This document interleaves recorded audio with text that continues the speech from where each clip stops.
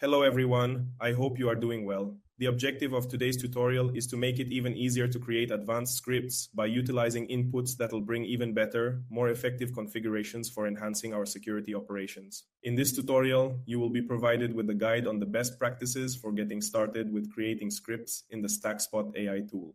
The impact of StackSpot AI on the creation of scripts for fixing vulnerabilities in software deployment is marked by increased efficiency. The tool's speed in script generation stands out, saving a ton of time compared to manual methods. And the focus lies in the practical acceleration of the process in script creation, enhancing the overall operational flow within the team, and in security operations. In the following example, I will show you how to create a script to block port 445, TCP, and UDP on a corporate device. In this case, it's worth mentioning that we didn't use any workspace creation or knowledge base whatsoever to successfully execute making this script. The StackSpot AI is in its base model as you import it for the first time into Visual Studio Code. Just a heads up, I asked for this script to not use any third-party tools or software. That way, it makes it easier when we're rolling out the setup.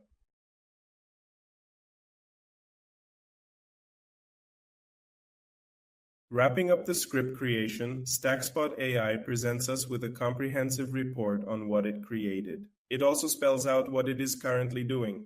So basically here in Windows, it is setting up a firewall rule, where it's going to block both TCP and UDP 445. On the Mac, it'll block the TCP and UDP on any port 445. And on Linux, it uses IP tables to pull off that block, whether it's for incoming or outgoing traffic on port 445, TCP, and UDP. It also states that you need all the necessary permissions to execute this command, essentially indicating that you need to be an administrator. In the second example, we will perform the creation of a script for standardizing host names. This standardization should be used so that when you are working in third-party endpoint management software, you can track and have a better understanding of corporate devices. In this case, I have already provided the commands it would need to obtain the service tag of the equipment, as this host name is based on a service tag plus a standardization in front. Perfect. At the end of the script, it includes a few warnings, including about the need for administrative privileges to make the change. Always ensure you have a backup or a recovery plan before making system-level changes. And it also talks about how to get the service tag on Linux and Windows devices. On macOS, he noted that he'll actually modify the three host names of the machine, meaning the host name, the local host name, and the computer's name, to avoid any potential issues on Wi-Fi networks.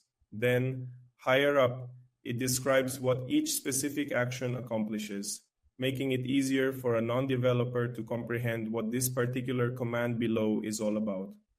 After the creation of these scripts, it is clear that the impact of optimizing the creation processes significantly increases operational efficiency, simplifying standardization, and enhancing security in operations. When tackling the complexity faced by non-developers, like myself, the tool significantly speeds up the workflow and cuts down on time-consuming tasks. Through teamwork and pledges not to store sensitive data, StackSpot AI helps create a safe foundation for critical operations within the security-focused domain. StackSpot AI offers a thrilling approach for those navigating standardizations and script automations in SecOps teams. If you want to learn more about StackSpot AI, we'll drop the link right here in the video description. Until next time.